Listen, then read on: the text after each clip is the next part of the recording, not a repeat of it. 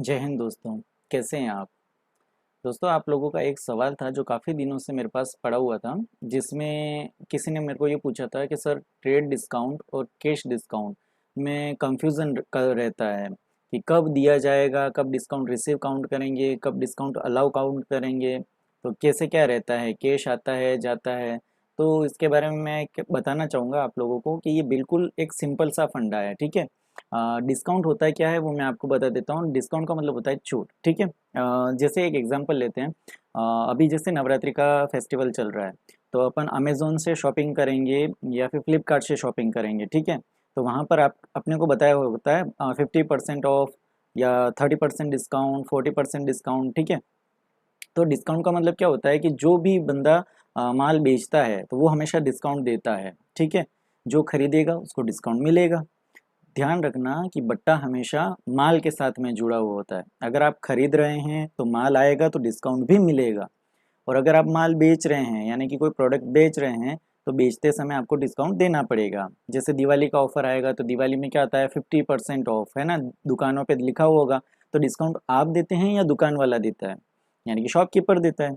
तो दुकान वाला जब डिस्काउंट देता है तो वो माल के साथ में डिस्काउंट होता है, ठीक है। तो एक चीज़ ये समझ में आ गई।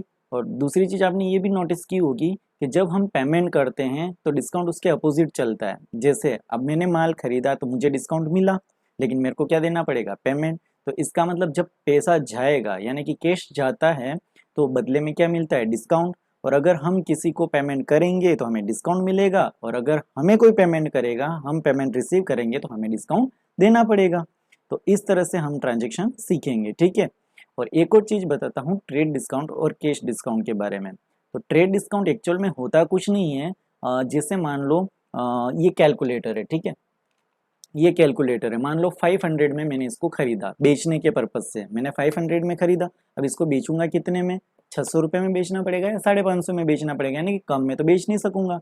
अब बताइए मुझे ये कैलकुलेटर अगर कस्टमर को अट्रैक्ट करना है, मैंने खरीदा इसे 600 रुपये में और बेचूंगा मैं इसको 500 में खरीदा और मेरे को बेचना है इसको 500 से ज़्यादा में। तो मैं क्या करूंगा, इसकी रेट सीधी बढ़ा दूंगा 1000 रुपये। कितनी बता दूंगा, 1000 रुपये। यानी कि 500 के कैलकुलेटर को मैंने प्राइस बता दी 1000 रुपये, ठीक है। फिर क्या करूँगा, लिखूंगा 40% ऑफ। कितना लिखूंगा, 40% ऑफ। 1000 का 40% कितना होता है, 400 रुपये। अगर 400 रुपये में माइनस करूंगा, ये मैं कितने में बेचूंगा, 600 रुपये में। अब बताइए मुझे लॉस होगा या प्रॉफिट होगा, बिल्कुल प्रॉफिट होगा। कितने रुपए का प्रॉफिट होगा, 100 रुपये का, जो मैं एक्चुअल में कमाना चाहता हूँ। लेकिन होता क्या है कि दिवाली का सीज़न आता है तो उसमें कस्टमर को ज़्यादा से ज़्यादा अट्रैक्ट किया जाता है, क्योंकि बहुत सारी शॉपें होती हैं। तो हर कोई चाहता है कोई बात नहीं, प्रॉफिट थोड़ा कम मिले, 50 रुपये कम, मतलब कम हो जाए, हम 100 रुपये नहीं कमा के 50 रुपये कम कमा ले। लेकिन ज़्यादा से ज़्यादा चीज़ें बिकेगी। अगर मान लो 10 प्रोडक्ट बिक गए तो 50 × 10 करते 5,000 रुपये कमा लेंगे। तो इस तरह से ये बिजनेस स्ट्रेटजी चलती है, ठीक है। तो इसी तरह से अमेजोन भी ऑफर देता है, फ्लिपकार्ट भी ऑफर देता है, मंत्रा भी ऑफर देता है, मतलब जो भी शॉपिंग है सेंटर है वो सारे ऑफर करते हैं। तो अपने को समझ में आ गया। तो सबसे पहले ये चीज़ ध्यान रखनी है कि सबसे पहले ट्रेड डिस्काउंट को काउंट करेंगे और फिर उसके बाद कैश डिस्काउंट को काउंट करेंगे, ठीक है। लेकिन ट्रेड डिस्काउंट होता तो बहुत बड़ा है, लेकिन उसकी बिजनेस के अंदर कहीं पर भी एंट्री नहीं करते हैं। क्यों? क्योंकि अभी मैंने आपको बताया 500 के कैलकुलेटर को मैंने 1000 बता करके 40% ऑफ बता दिया। तो बताइए रेट बढ़ा ही, कहीं बिलिंग में शो नहीं होगा, कुछ भी नहीं होगा। ये सिर्फ ओरल ही होगा, ठीक है। एडवर्टाइज के पर्पज से इसको किया जाता है। तो एक एग्जाम्पल बताता हूँ आपको, उसके थ्रू आपको समझ में आ जाएगा, ठीक है। तो चलिए देखते हैं। मान लो मैं एक सेलर हूँ, ठीक है। मैंने किसी को माल बेचा, तो मैं किसको माल बेच दूँ, मान लो रोहित को माल बेचता हूँ। तो रोहित को सेल किया, रोहित को मैं गुड सेल करता हूँ, मान लो 30,000 रुपये का। कितने का, 30,000 रुपये का गुड सेल किया, जिसमें ट्रेड डिस्काउंट यानी टीडी के नाम से लिखूंगा, यानी कि व्यापारिक बट्टा। व्यापारिक बट्टा बता देता हूँ 10%, ठीक है। और उसके बाद मैंने अगर रोहित को माल सेल किया है, ठीक है, सेल यानी कि बेचा, तो मेरे को रोहित से पेमेंट भी आएगा। अगर वो मेरे को पेमेंट करेगा, मुझे पेमेंट देगा, तो मैं उसको कैश डिस्काउंट दूंगा 10%, ठीक है। ये है सवाल। अब यहाँ ध्यान रखिए कि यहाँ पर डिस्काउंट कौन देगा, किसे देगा। तो मैंने एक चीज़ बताई थी कि जब हम माल बेचेंगे तो डिस्काउंट देना पड़ेगा, जब हम माल खरीदेंगे तो हमें डिस्काउंट मिलेगा। और दूसरी और चीज़ बताई थी कि कैश और डिस्काउंट हमेशा अपोजिट साइड में चलेंगे, वो एंट्री में ही भी अपन देख लेंगे कि यहाँ पर कैश और डिस्काउंट हमेशा अपोजिट चलेंगे। अब रोहित को माल बेचा 30,000 का, लेकिन यहाँ पर ट्रेड डिस्काउंट है 10%, तो 30,000 का 10% कितना होता है? 3,000 रुपये। वेरी गुड, 3,000 रुपये आपको निकालना आता है, यानी कि 30,000 इंटू 10/100 कर देंगे, 3,000 रुपये आपका क्या जाएगा? Trade discount. लेकिन ट्रेड डिस्काउंट की बिजनेस के अंदर कहीं एंट्री नहीं करते हैं, तो 30,000 के अंदर से 3,000 रुपये माइनस कर देंगे। इसका मतलब जो अमाउंट अपन बिलिंग के अंदर बताएंगे या एंट्री के अंदर बताएंगे वो 27,000 रुपये होगी। कितनी होगी? 27,000। तो रोहित को माल हम बेचेंगे, फर्स्ट कंडीशन उधार में माल बेच रहे हैं, तो ठीक है, यहाँ पर नाम क्या लिखेंगे? Rohit account D R. तो Rohit account D R to sales account. ठीक है, तो यहाँ पर रोहित को हमने माल बेचा, कितने का बेचा? बेचा तो 30,000 रुपये का है, लेकिन वो बढ़ा कर की रेट है, लेकिन उसमें ट्रेड डिस्काउंट कितना है? 10% माइनस कर दिया, तो रोहित को हमने माल कितना का बेचा? 27,000 रुपये का। अब देखिए 27,000 रुपये का मैंने माल रोहित को बेचा ट्रेड डिस्काउंट माइनस करने के बाद। अब 27,000 रुपये का मैं अगर रोहित को उधार में माल बेच रहा हूँ तो रोहित से मेरे को कितने मिलने चाहिए? 27,000 मिलने चाहिए, यानी कि मैं 27,000 रुपये रोहित से मांग रहा हूँ। लेकिन अगर रोहित मेरे को टाइम से पहले पेमेंट कर देता है तो मैं इसको कैश डिस्काउंट कितना दूंगा? 10% कैश डिस्काउंट दे दूंगा। ठीक है, ये होता है इसलिए क्या होता है कि ज़्यादातर बिजनेस में जब फेस्टिवल का सीज़न आता है तो उस समय ज़्यादा से ज़्यादा प्रोडक्ट लोगों को बेचते हैं और लोग भी खरीद लेते हैं। फिर क्या करता है कि शॉपकीपर जो होता है वो क्या करता है, फटाफट पेमेंट अगर आ जाए, मान लो उसने 5,000 रुपये कमाए थे, एक्चुअल में कमाए, जैसे अभी बताया था ना 10-20 बेच दिए उसने, 5,000 रुपये कमाए, वो कहता है कि चलो मेरे को 4,000 रुपये दे दो, 1,000 रुपये का कैश डिस्काउंट ले लो। तो फटाफट कस्टमर से पेमेंट अट्रैक्ट करने के लिए क्या दिया जाता है? कैश डिस्काउंट दिया जाता है। समझ में आ गया? यानी कि अगर माल उधार में बेचा है तो उधारी का पैसा फटाफट वसूल करने के लिए हम क्या करते हैं? कैश डिस्काउंट दिया जाता है। ठीक है, तो यहाँ पर 10% कैश डिस्काउंट आएगा, तो 27,000 का 10% कितना होगा? 2,700 रुपये। ठीक है, तो 27,000 में से 2,700 माइनस कर देंगे तो उतना कैश अपने को आ जाएगा। तो यहाँ पर एंट्री करेंगे सेकेंड नंबर, अगर मान लो रोहित अपने को पेमेंट कर देता है। ठीक है, तो पेमेंट कितना कर रहा है वो? 27,000। अब 27,000 में से 2,700 रुपये तो वो माइनस कर देगा, तो देखिए उसकी एंट्री क्या होगी? अपने पास कैश आएगा, तो कैश अकाउंट दिया। ठीक है, तो मैंने बताया था कैश के हमेशा अपोजिट में चलेगा डिस्काउंट, तो कैश कितना आएगा? 24,300। तो यहाँ पर 24,300 लिख देंगे। किससे आया? टू रोहित,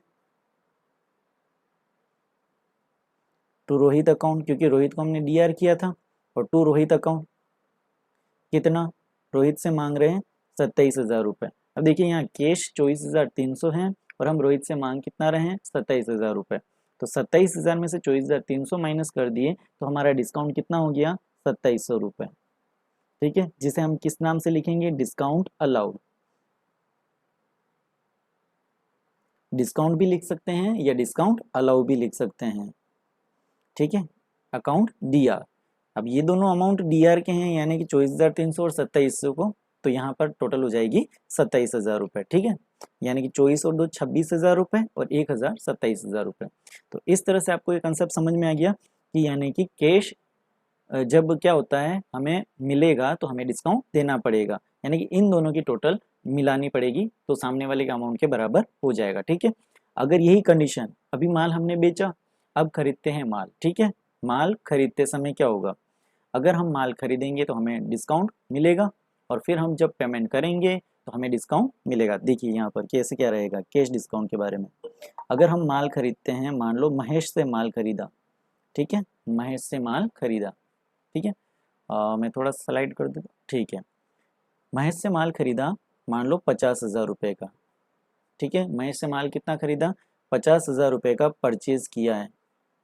ठीक है, इस पे सबसे पहले तो ट्रेड डिस्काउंट है, मान लो 10%, और कैश डिस्काउंट है मान लो 3,000 रुपये।